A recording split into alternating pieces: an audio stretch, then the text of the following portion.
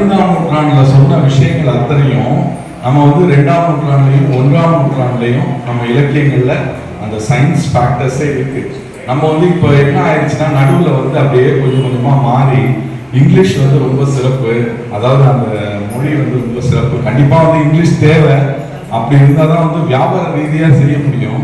மிச்சபடி வந்து தமிழில் வந்து படிக்க வைங்க, ஏன்னா தமிழில் வந்து அவ்வளவு விஷயங்கள் இருக்கு. அது தமிழை படித்து புரிந்து கொண்டு படித்தால் நமக்கு வந்து இங்கே உள்ளதுக்கு மட்டும் இல்லை மேலோகத்திலையும் போய் சேர்றதுக்கான வழிகள் இருக்கு. இப்போ இன்னைக்கு திருப்புகள்லாம் கூட பாடணும். அதே போல வந்து இந்த ஆண்டாளோட திருப்பாவை இதுலயும் வந்து நிறைய விஷயங்கள் வந்து அங்க சொல்லப்படுது. நேற்று அந்த தூயோமாய் வந்தோங்கிறதுக்கு வந்து நான் ரொம்ப நாளா சொல்லிட்டு இருக்க விஷயம் என்னன்னா, தூயோமாய் வந்தோம். இப்ப நமக்கு வந்து நடக்கும், நமக்கு எல்லாமே கடவுள் வந்து கண்டிப்பா பண்ணி கொடுப்பாரு. எந்த மாதிரியான நிலைமை வரும்போதுன்னா, அந்த தூயோமாய் வந்தோம்னு ஆண்டாள் பாடுவார். தூயோமாய் வந்தோம் தூமலர் தூவி தொழுது வாயினார் பாடி மனத்தினார் சிந்திக்க போய பிழையும் புகுதருவான் நின்றனவும் தீயினில் தூசாகும் செப்பேலோ என்பாவாய். இந்த தூயமாய் வந்தோன்றதுல வந்து அந்த ஒரு வார்த்தை அது எவ்வளவு விஷயங்களை சொல்லுதுன்னா, இந்த பொறாமைப்படுறது, அடுத்தவங்களை பார்த்து கஷ்டப்படுறது, அடுத்தவங்களை வந்து கேடு நினைக்கிறது, இந்த மாதிரியான விஷயங்களோட நம்ம கடவுளை வணங்கினோம்னா அப்புறம் எப்படி நமக்கு வந்து பிளஸ் வரும். இதுல வந்து இங்க இன்னைக்கு கூட அதாவது நான் இறைவன்கிறது வந்து எங்கேயும் இல்லை, நம்ம தான் இறை சக்தி. இங்க வந்து பாட பாட பாட இந்த சிலைகள் எல்லாம் வந்து சிறப்பா வந்து அதுல வந்து பவர் ஏறும். இப்ப நம்ம சாமி கும்பிட நம்ம சாமி இங்க வந்து கல்லாவும் அந்த இதுல ஐம்பொன்னாலும் சிலைகள் வந்து செய்யப்பட்டு இருக்கு. இந்த சிலையில வந்து நீங்க கும்பிட கும்பிட நீங்க வந்து அங்க வந்து சக்தி வந்து கூடிக்கிட்டே வரும். இதை நம்ம திருப்பி வந்து எல்லாரும் சேர்ந்து வரும்போது அந்த சக்தி நமக்கு ரிவர்ஸ் ஆகும். இதுதான் வந்து கோயிலோட அமைப்பே, அதுதான் கோயில் கட்டி வச்சிருக்கு. ஏன்னா ஒரு இடத்துல குவிச்சு வரும்போது அந்த பவர் வந்து ஜாஸ்தியா இருக்கும். அதனாலதான் கூட்டு வழிபாடுக்கு வந்து ரொம்ப சக்தி உள்ள தன்மை இருக்கும் இந்த கூட்டு வழிபாடுங்கிறது. இதை வந்து நீங்க எங்கேயும் பார்க்கணும்னு நினைச்சீங்கன்னா, இதோட ஐடியாவை பார்க்கணும்னு நினைச்சீங்கன்னா சித்தன்னவாசல் போனீங்கன்னா உங்களுக்கு கண்டிப்பா தெரியும். சித்தன்னவாசல்ல அங்க வந்து சமணப்படுக்கைன்னு ஒண்ணு இருக்கும். அங்க வந்து ஓவியங்கள்லாம் சொல்லுவாங்க. ஓவியத்துக்கு அது பெயர் போன இடம் சித்தன்னவாசல். அந்த பழங்கால ஓவியம், அந்த மூலிகையிலே ஓவியங்களை வரைஞ்சிருப்பாங்க. அங்க வந்து ஒரு கல் சக்கரம் மாதிரி வச்சிருக்காங்க. அந்த சக்கரம் வந்து நீங்க வந்து அந்த ஓம்ன்ற பிரணவ மந்திரத்தை சொன்னால் மட்டுமே அது திருப்பி கரெக்டா சொல்லுது. அது அந்த ஒரு ஃபார்மேட்ல சொல்லும் போது அது வந்து திருப்பி அது கரெக்டா சொல்லுது. மிச்ச வார்த்தைகளோ மிச்ச எதுவுமோ அது வந்து திருப்பி சொல்லலை. ஆக வந்து அது அந்த சக்தி இருக்கு. அதே இதுதான் வந்து நம்ம கோயில்கள் எல்லாம் வச்சிருக்கோம். வச்சுக்கிட்டு நம்ம வந்து அப்ப நம்ம தான் கடவுள். இங்க வந்து தவறான சிந்தனையோட யாரும் பண்றது இல்லை. கடவுளுக்கு வந்து எனக்கு நல்லா வை, என்னைய பார்த்துக்க அப்படிங்கிறது மாதிரி சொல்றோம். அது போல நம்மளோட எண்ணங்கள் வளர வளர வளர, நல்ல எண்ணங்கள் வளர வளர வளர நம்ம கடவுளா இருக்கும். அதுல வந்து எந்த மாற்றமும் இல்லை. அதுதான் வந்து நம்ம சங்கராச்சாரியார் சொல்றதெல்லாம். நம்ம அந்த அத்வைதம் வாங்க, துவைதம் அத்வைதம் விசிஷ்டாத்வைதம்னு 3 பகுதி இருக்கு. நம்மளோடது அத்வைதம் வாங்க. அத்வைதம் தான் வந்து சங்கராச்சாரியார் சொன்ன ஒரு கருத்து. அத்வைதம்ங்கிறது வந்து கடவுள் வேற இல்லை, நான் வேற இல்லை. கடவுள்ல இருந்து பகுதியாக வந்ததுதான் வந்து இந்த நான். இந்த நான்ல இருந்து வந்து கடவுளுக்கு திருப்பி போகணும். ஏன்னா வந்து நிறைய பேர் என்ன நினைச்சுக்காங்க, நரகம்னா வேற எங்கேயோ இருக்கு போல இருக்கு அப்படின்ட்டு. நரகம் என்பது எங்குமே இல்லை, இந்த பூலோகமே நரகம். நீங்க வந்து ஒவ்வொரு உயிரும் பயந்து பயந்து தான் வாழும். ஏதாச்சும் நம்மளை பண்ணிடுவாங்களோ, ஏதாச்சும் நடக்குமோ, அந்த இந்த மாதிரி ஆயிடுமோ, அந்த மாதிரி வந்து எண்ணங்கள் வந்து பயந்து பயந்து பயந்து தான் வாழ்ந்துட்டு இருக்கோம். அது எவ்வளவு பெரிய சிங்கமா வேணாலும் இருக்கட்டும், எவ்வளவு பெரிய யானையா வேணாலும் இருக்கட்டும், இது எல்லாத்துக்குமே வந்து இந்த பயம்ங்கிறது வந்து இருக்கும். அது யம பயமா சொல்றாங்க. அந்த யம பயம் இல்லாமல் இருக்க வேண்டும் என்று சொன்னால் பிறவி இல்லாத பெருவாழ்வு வாழணும். அந்த பிறவி இல்லாமல் அந்த இது போறதுக்கு தான் நம்ம இவ்வளவு செய்யறோம். முதல் நோக்கம் வந்து நம்மளோடது மனிதனாக பிறந்து விட்டோம். எத்தனையோ பிறப்பு பிறந்திருப்போம். அதாவது எப்படி சொல்றது, அந்த புல்லாய் கூடாய் புழுவாய் பல்விருகமாய் பறவையாய் பாம்பாய் கல்லாய் முனிவராய் தேவராய் எல்லா பிறப்பும் பிறந்திழைத்தேன் என்பான் இத்தாவர சங்கமத்துள். இதுல இருந்து என்னை விடுவிச்சு கொண்டு போயிடு. இதை வந்து திருப்பி திருப்பி வந்து இந்த பிறவிக்குள்ளே என்னை வந்து போட்டு சுத்த வைக்காத அப்படின்னு சொல்லி அருணகிரிநாதர் பாடும்போது சொல்வாரு, என்னோட பிறப்பு எவ்வளவு பிறப்புன்னா 7 கடல் மணலை அளவிடு அதிகம். எனது இடர் பிறவி அவதாரம் எழு கடல் மணலை, அதாவது கடல் மணலை வந்து எண்ணி எண்ணி எடுத்துடலாமா, அவ்வளவு அதை விட நம்மளோட பிறவி வந்து கூடுதலான பிறவி. அப்படி நம்ம பிறந்து பிறந்து பிறந்து இந்த மனிதனாய் பிறந்திருக்கோம். இந்த காலகஸ்தியில பாத்தீங்கன்னா யானையும் சிலந்தி பூச்சியுமே கூட வந்து சாமியை கும்பிட்டுட்டு வந்து முக்தி அடைஞ்சிருக்கு. குருவாயூர்ல ஒரு யானை வந்து முக்தி அடைஞ்சதா சொல்றாங்க. அந்த மாதிரி நிலைமையில இருக்க அதாவது 5 அறிவு இல்லாத, இந்த 6 அறிவு இல்லாம 5 அறிவுல இருக்கக்கூடிய மிருகங்களும் இந்த இதுவே வந்து முக்தி அடைஞ்சிருக்கும் போது நம்ம இந்த பிறவி எடுத்துட்டோம். இது வந்து நீங்க வந்து உங்களோட இந்த பந்த பாசங்கிறது இழுத்துக்கிட்டே இருக்கும். உங்களோட முன்னோர்கள் வந்து அவங்க ஒரு சைடு இழுத்துட்டு இருப்பாங்க, நான் உனக்கு எல்லாம் பண்ணல நீ எனக்கு பண்ணி கொடு அப்படிங்கிறது தான் இந்த திதியை பண்ணாதான் அவங்களோட இது வந்து அமைதியாகும். இந்த சைடு நம்ம வந்து பிறப்பினால இந்த பிள்ளைங்க வருது, அம்மா இருக்காங்க அப்பா இருக்காங்க, இவங்களுக்கும் நம்ம வந்து கடமைகளை செய்ய வேண்டிய கட்டாயம். இதையும் பார்க்கணும் அதையும் பார்க்கணும். பேலன்ஸ் தான். நம்ம வந்து இயல்பா அமைதியா மனசை வந்து ஒருமித்து இந்த கடவுளை நினைத்து வழிபட்டால் கண்டிப்பா வந்து நமக்கும் வந்து முக்தி கிடைக்கும். இந்த இல்லறத்துல இருக்கிறதுனால அது கிடைக்காம போகாதுன்றதெல்லாம் இல்லை. அப்படி உள்ளவங்களும் இருக்காங்க.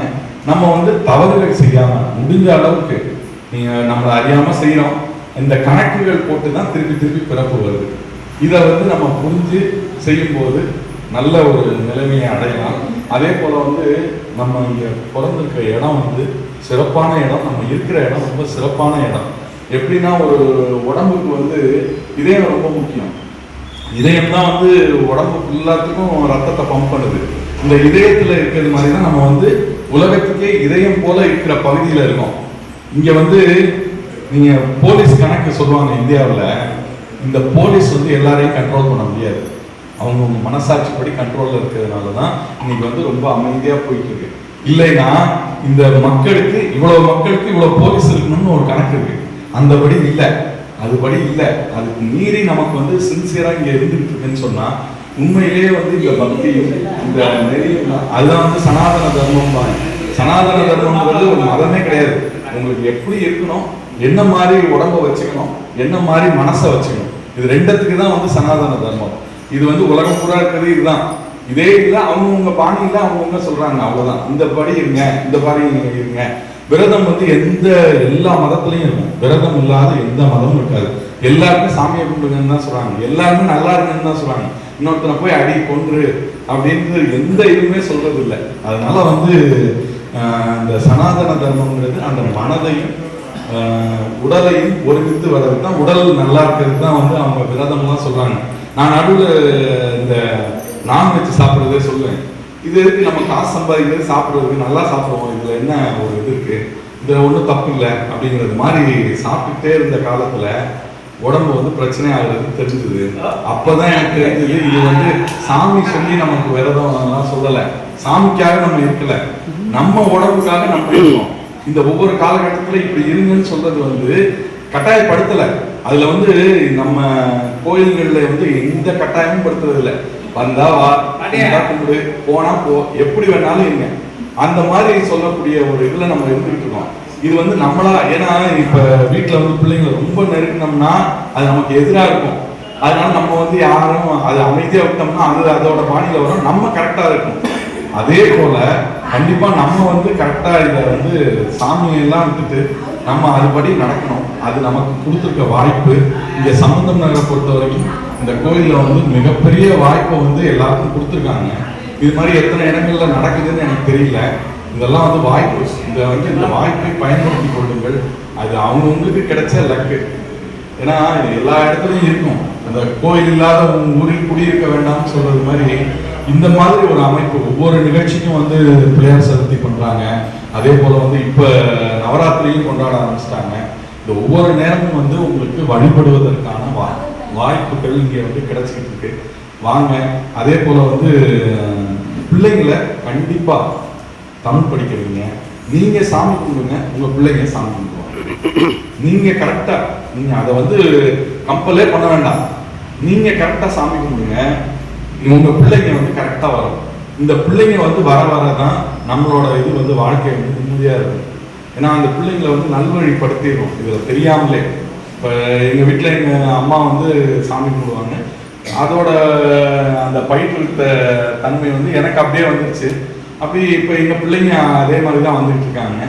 ஸோ ஆட்டோமேட்டிக்காக வந்து நம்ம செய்ய நீங்கள் எதுவுமே கம்பலே பண்ண வேண்டாம், அவங்க ஆட்டோமேட்டிக்காக வருவாங்க. நம்ம செய்யாமல் நம்ம பிள்ளைங்களை வந்து செய்யணும்னா கண்டிப்பாக வந்து அது எந்த விதத்துலையும் செய்யாது. நம்ம தான் அவங்களுக்கு ரோல் மாடல். ஸோ நல்ல விஷயங்களை கொடுங்க அவங்களுக்கு, இந்த மாதிரியான விஷயங்களை எல்லாம் சொல்லுங்க, டெய்லி பேசுங்க பிள்ளைங்களோட. அப்போதான் வந்து அவங்க வந்து ஒரு ஃப்ரெண்டாக மதிச்சு பண்ணுங்க. ஏன்னா அடுத்த சமூகம் வந்து அடுத்த ஜெனரேஷன் நமக்கு வந்து நல்ல ஜெனரேஷனாக வரணும். அதனால பிள்ளைங்களை வந்து நீங்கள் இந்த தன்மையில கொண்டு வாங்க. அதே மாதிரி இறைத்தன்மை நிலையாக இருக்குதுங்கிறதுக்கு வந்து இது இப்போ நான் சொன்னேன், அதாவது நமக்கு நடக்கும் நம்ம உணர்றதில்லை அப்படின்னு சொன்னேன். இது கண்டிப்பாக நடந்த நிகழ்ச்சிகள் வந்து நிறைய இருக்கு, உண்மையான நிகழ்ச்சிகள். இந்த கனகதாரா ஸ்தோத்திரம் வந்து பாடப்பட்டு அந்த வீட்டில் தங்க நெல்லிக்கனி விழுது கண்டிப்பாக இருந்திருக்கு. அந்த வீடு இன்னமும் இருக்கு, அந்த வீடு காலடியில் இருக்கு. அந்த வீட்டில் அந்த வீட்டுக்கு முன்னாடி கனகதாரா ஸ்தோத்திரம் பாடுவாங்க. அதோட கதை என்னன்னு கேட்டிங்கன்னா, ஆக்சுவலாக ஒரு அம்மாவிட்ட வந்து இவர் உஞ்சவருத்தின்னு சொல்லுவாங்க, பிக்ஷாந்தேகின்னு போவாங்க, பகவத் பிக்ஷாந்தேகின்னு. அவங்களுக்கு வந்து அதுதான் வந்து உணவு வாங்கிக்கிறதுக்கான இது. சங்கராச்சாரியார் அந்த மாதிரி போறாரு, உஞ்சவருத்திக்கு போறாரு. அந்த வீட்டில் அந்த அம்மாவுக்கு வந்து இந்த பையனை பார்த்தோன்னே, சங்கரரை பார்த்தோன்னே கொடுக்கணுன்ற எண்ணங்கள் வந்து தோணுது. ஆனால் கொடுக்கறதுக்கு ஒன்றும் இல்லை, அந்த அம்மாட்ட ஒன்றுமே இல்லை. அந்த வீட்டில் தேடி தேடி பார்க்குறா, அழுகிறா. ஒரே ஒரு நெல்லிக்கனி, அந்த நெல்லிக்கனியும் ஒரு தீஞ்சு போன நெல்லிக்கனி, ஒரு நல்ல நெல்லிக்காய் கூட கிடையாது. அதை எடுத்துட்டு வந்துட்டு கொடுக்கணும்னு வரா. சங்கரருக்கு இது அவரோட ஞான திருஷ்டியில தெரிஞ்சு, ஞான பார்வையில் இந்த அம்மா கஷ்டப்படுறாங்க அப்படின்னோடனே அந்த 21 பதிகங்கள் கொண்ட கனகதாரா ஸ்தோத்திரத்தை பாடுறாரு. அதாவது அங்கம் அரேக புலக பூஷணம் ஆச்சரியத்தி பிரிங்காக்க நேவ முகுலா பரணம் கமாலம் அங்கீகிருத்தாக்கில விபூதிர பார்க்கலினா மாங்கல்ய தாசும் மம மங்கள தேவதாயா அப்படின்னு சொல்லி ஆரம்பிக்கிற ஒரு 21 அந்த பதிகத்தை பாடுறாரு. பாடினோன்னா லக்ஷ்மி தேவியும் வரா. லக்ஷ்மி தேவி வந்தோன்னா லக்ஷ்மி தேவி சொல்றா, இவங்களுக்கு கொடுக்கவே முடியாது, இவங்க போன ஜென்மத்துல பண்ண பாவம், அதனால இவங்களுக்கு கொடுக்க முடியாது அப்படின்னு. அப்ப சங்கரர் சொல்றாரு, ஒரு ட்ரிக்கியா ஒரு வார்த்தை கேட்கிறாரு, உன் பார்வைப்பட்டுருச்சுல, உன் பார்வைப்பட்டா அவங்களுக்கு வந்து பிரச்சனை முடிஞ்சிருக்கணும்ல அப்படின்னு சொன்னோன்னே பதில் சொல்ல முடியாம, ஆமா நான் கொடுக்க தான் வேணும் அப்படின்னு சொல்லி அந்த வீட்டில் வந்து தங்க நெல்லிக்கனியா பொழிகிறாங்க. ஏன்னா கொடுத்தது ஒரு நெல்லிக்கனி. இதுல முக்கியமான விஷயம் ஒண்ணு தெரிஞ்சுக்க வேண்டியது என்னன்னா, அந்த அம்மாவுக்கு கொடுக்கணும்ன்ற எண்ணம் வந்ததுனாலதான் அந்த நெல்லிக்கனி மழையே பெய்யுது. இதுல இன்னொரு விஷயம், அவங்க முற்பிறப்புல என்னவா தெரியுமா இருந்தாங்க, குசேலனா இருந்திருக்கு. குசேலனும் குசேலன் மனைவியாகவும் இருந்திருக்காங்க முன் ஜென்மத்துல. கண்ணன்ட்ட போய் அவளை கொடுத்து பணம் நிறைய சேர்ந்து போயிடுச்சு. ஆனா அவங்களுக்கு கொடுக்கணுங்கிற எண்ணங்கள் மறந்து போச்சு, கொடுக்காமலே இருந்துட்டாங்க. அந்த கொடுக்காம இருந்ததுனால என்ன ஆயிடுச்சு, அடுத்த ஜென்மத்தில் இந்த மாதிரி பிறக்கிறாங்க. இந்த பிறந்ததுதான் லட்சுமி தேவி சொல்றா, அவங்களுக்கு கொடுக்க முடியாது அப்படிங்கிறா. இல்லை நீ பார்த்துட்டேன் நீ கொடு அப்படின்னா. அதனால வந்து அவங்களுக்கு அந்த இது கிடைச்சது. இது என்ன சொன்னா, விதியையும் மாற்ற முடியும் நம்மளோட அந்த சாமி கும்பிடுறது. அது எண்ணங்கள் வந்து நிலையா இருக்கணும், கண்டிப்பா நம்பணும். வேற இந்த சரணாகதிங்கிறது அதான், சுவாமியே சரணமையப்பாங்கிறது அதான். சரணம்னா வந்து சரண்டர். நான் செஞ்சேன் இதனால நடக்குது, நம்ம இப்படி செஞ்சோம் இதனால நடக்குது, இப்படிங்கிற எண்ணங்களை விட்டு கடவுள் பார்த்துப்பாரு. கடவுள் என்ன செய்யணுமோ அதை நம்ம செய்வாரு, நம்ம செய்யறதை செய்வோம். இது நம்ம வேலை. டெய்லி காலையில இப்படி பண்ணணும், இந்த வேலை பண்ணணும், போகணும், வியாபாரம் பார்க்கணும், வேலைக்கு போகணும், எல்லாமே வந்து நம்ம பாட்டு செய்வோம், கடவுள் நம்மளை பார்த்துப்பாரு. இந்த நம்பிக்கையை வந்து முழுமையாக நம்பினா கண்டிப்பா இருக்கும். அதே போல வந்து இங்கே பாம்பன் சுவாமிகளுக்கு நடந்த விஷயமும் வந்து ஒரு ஸ்பெஷலான விஷயம். மண்ணடியில் அவர் நடந்து போயிட்டு இருக்காரு, ஒரு ரிக்ஷா ஏறி கால் வந்து ஃப்ராக்சர் ஆகிடுது. ஃப்ராக்சர் ஆனதுனா அப்போ பிரிட்டிஷ் பீரியடு, அந்த டைம் 1920 அந்த டைம் இருக்கும். அவரை கொண்டு போய் ஹாஸ்பிட்டலில் சேர்க்குறாங்க. ஹாஸ்பிட்டலில் சேர்த்தா அந்த பார்த்த டாக்டர்ஸ் எல்லாமே சொல்கிறாங்க, இதுக்கு வயசாகி போச்சு, இன்னும் கால் எலும்பெல்லாம் ஒன்றும் சேராது அப்படிங்கிறது வந்து டிக்ளேர்டாக சொல்லிடுறாங்க. சொன்னதுக்கு அப்புறம் பார்த்தா அடுத்த நாள் காலையில் பார்த்தா அவர் கால் வந்து ரொம்ப நார்மலாக சேர்ந்துருக்கு. என்னன்னா அந்த மயிலும் வேலும் அவருக்கு கனவுல வந்துதான், மயிலும் சேவலும் அந்த இதில் கனவுல வந்ததா சொல்றாரு அவருக்கு அந்த கால் எலும்பு சேர்ந்து திருப்பி சிறப்பாக இருக்காரு. இன்னைக்கு வந்து திருவான்மூரில் பாம்பன் சுவாமிகளோட அந்த சமாதி இருக்கு, ஜீவ சமாதி அது.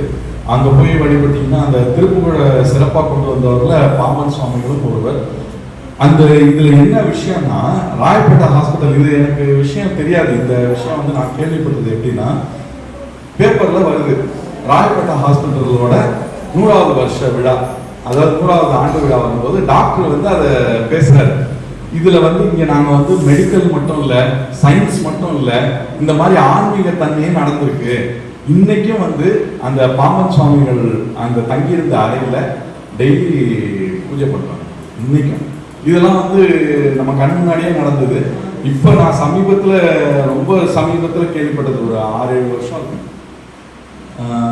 ஜெர்மன்ல ஒரு தம்பதிக்கு வந்து கருத்தரிக்குது. அந்த பிள்ளை நகரம் இல்லை, அசைவும் இல்லை. டாக்டர் வந்து சொல்றாங்க இது ரொம்ப சிரமம் அப்படிங்கிறாங்க. இப்போ நம்ம நாட்டில் மாதிரி சிசரியனை வந்து டக்குன்னுலாம் பண்ணிட மாட்டாங்க. ஜெர்மனிலாம் அவ்வளோ எளிமையான விஷயம் கிடையாது. ஒரு ஆப்ரேஷன் பண்ணணும்னா அதுக்கு நிறைய ப்ரொசீஜர்ஸ், அது இது. இந்த அம்மாவும் அப்பாவும் ரொம்ப கவலைப்படுறாங்க. இவங்க வந்து திருவாசக சீடி வந்து அவங்க கையில் கிடச்சிருக்கு, இளையராஜாவோட திருவாசக சீடி. அதை போட்டிருக்காங்க. போடவும் வந்து பிள்ளை வந்து அசந்திருக்கு. அதாவது திருவாசகத்துக்கு முருகா, ஒரு வாசகத்துக்கு முருகா, இந்த வார்த்தையை சொன்னது வந்து ஜியு போப்பு. நம்ம இல்லை, இங்கே யாரும் இந்தியன்ஸ் இல்லை. அவர் வந்து பிரிட்டிஷ்ல இருந்து இங்க வந்து இதை மதத்தை பரப்பணும்னு வந்தவர். அதுக்காக தமிழை படிச்சு தமிழ்ல இவங்களுக்கு மதத்தை பரப்பணும்னு நினைச்சவர் திருவாசகத்தை படிச்சுட்டு அவர் சொல்லிட்டார், திருவாசகத்துக்கு மேல ஒண்ணுமே கிடையாது அப்படின்னு சொல்லி திருவாசகத்தை ஆங்கிலத்துல மொழிபெயர்த்தது வந்து இந்த ஜியு போப்பு. அவர் சொல்றாரு திருவாசகத்துக்கு முருகா, ஒரு வாசகத்துக்கு முருகாங்கிற வார்த்தை சொன்னாரு. அது உண்மையிலே வந்து ஜெர்மன் தம்பதிக்கு அவங்களுக்கு என்ன தமிழ் தெரியும்? தமிழ் தெரிய வாய்ப்பே இல்லை. ஆனா அந்த பிள்ளைக்கு வந்து அந்த அசைவு இருந்துட்டு டாக்டரை போய் கேட்டுருக்காங்க. திருப்பி சீடி போடுறாங்க. அந்த பாட்டு கேட்டு அந்த பிள்ளை அசைவு. அதே போல சுகப்பிரசவமாவே ஆச்சான் அந்த பிள்ளை போனது. அதுக்கப்புறம் இளையராஜாட்ட வந்து இங்கே ஆசீர்வாதம் தான் வாங்கிட்டு போயிருக்காங்க அந்த பிள்ளையை குட்டியாங்க.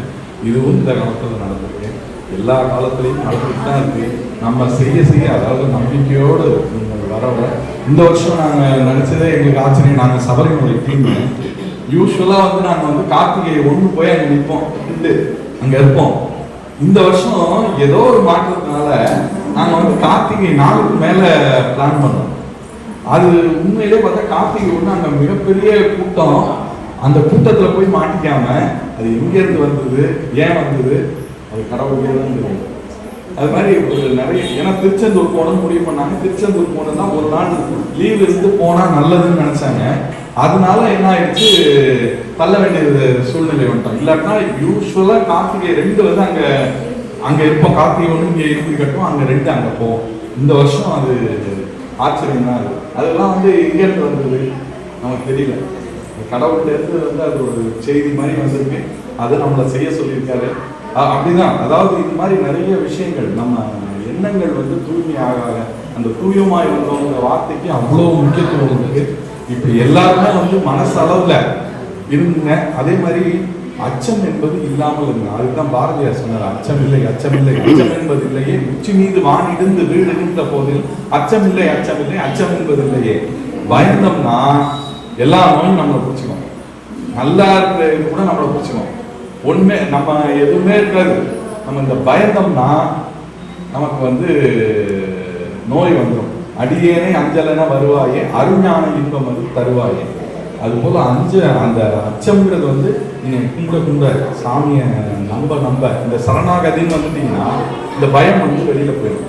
பயம் வெளியில போயிடுச்சுன்னா உங்களுக்கு வந்து இயல்பா வாழ்க்கை வந்து ரொம்ப சிறப்பா இருக்கும்.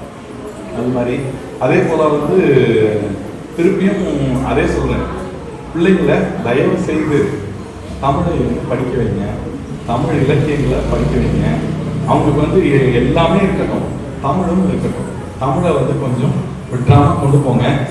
அதை எதுவுமே பண்ண முடியாது, ஏன்னா அந்த அளவுக்கு அதில் வந்து இலக்கியங்களும் இதுவும் இருக்கு. இப்போ இன்னைக்கு மோடி கூட சொல்லிட்டு தான் இருக்காரு, தமிழ் வந்து சிறந்த மொழின்றது. அது அரசியலாக அது என்னன்றதெல்லாம் விட்டுட்டு பார்க்கும்போது நிறைய, அதே போல் திருக்குறள் வந்து அவ்வளவு விஷயங்களும் திருக்குறளில் இருக்குது. திருக்குறள் படி நடந்தாலே நம்ம வந்து வெற்றி அடைவதற்கு எல்லா வழிகளும் இருக்குது. அதெல்லாம் நம்ம கிடைச்சிருக்கெல்லாம் கிஃப்ட்டு. இப்போ அந்த மாதிரி நம்ம கையிலே வச்சுட்டு ஊரை சுற்றி தேடிட்டு இருக்கோம். அதாவது ஊர்லேயே இருக்கும், வீட்டுக்கிட்ட இருந்தால் அது நமக்கு மதிப்பே தெரியாது. எப்படி கணவனை பற்றி மனைவிக்கு தெரியாதோ, மனைவியை பற்றி கணவனுக்கு தெரியாதோ, அவங்களோட நல்ல தன்மைகளை எல்லாம் விட்டுருவாங்க. இந்த பிரச்சனையான விஷயங்களை மட்டும் சொல்லிக்கிட்டே இருப்பாங்க. கொஞ்சம் யோசிச்சு பார்த்தா உண்மையிலே வந்து நமக்கு வந்து அவங்க சிறப்பெல்லாம் வந்து தெரிய ஆரம்பிச்சாதான் நம்ம வந்து நிம்மதியா இருக்க முடியும். அதுபோல் அது அது வந்து அமைப்பு அந்த மாதிரி. அதனால வந்து நம்ம கிட்டக்க இருக்கு, நம்ம கிட்டே இருக்கு. எல்லாரும் படிங்க, நல்லா பண்ணுங்க, வாழ்த்துக்கள். அதே மாதிரி திருப்புகழ் வந்து எல்லா விதமான பிரச்சனைகளுக்கும் திருப்புகழ்ல தகவல் இருந்துட்டே இருக்கு. நோய் தீரணுமா திருப்புகழ் இருக்கு, வீடு கட்டணுமா திருப்புகழ் இருக்கு, குழந்தை பெற வேண்டுமா திருப்புகழ் இருக்கு, திருமணம் நடக்கலையா திருமணம் விரைவாக நடப்பதற்கு திருப்புகழ் இருக்கு. அதே மாதிரி திருமண தடை, அதாவது சில தோஷங்கள் சொல்லுவாங்க, இல்லை ரொம்ப நாளாக தடையாக இருக்கு அப்படின்வாங்க, அதுக்கு திருப்புகழ் இருக்கு. நம்ம சகல செல்வ யோகம் மிக்க பெருவாழ்வு அன்னைக்கு பாடின மாதிரி அந்த பாடல் இருக்கு. முழுமையாக நம்பி பண்ணணும். எத்தனையோ வீடுகளில் வந்து நாங்கள் போய் திருப்புகழ் பாராயணம் பண்ணிட்டு இருக்கோம். கிட்டத்தட்ட இது வரைக்கும் ஒரு 225 இடங்களில் பண்ணியிருக்கோம். இந்தியா முழுவதும் போய் பண்ணியிருக்கோம் திருப்புகழ் பாராயணம். அவங்க வந்து ஒன்று வந்து வேண்டிட்டு கேட்பாங்க, அது எல்லாமே நடந்திருக்கு, கண்டிப்பாக நடந்திருக்கு. நாங்களும் வந்து இப்போ செய்ய செய்ய எங்களுக்கும் அது சிறப்பாக இருக்குது.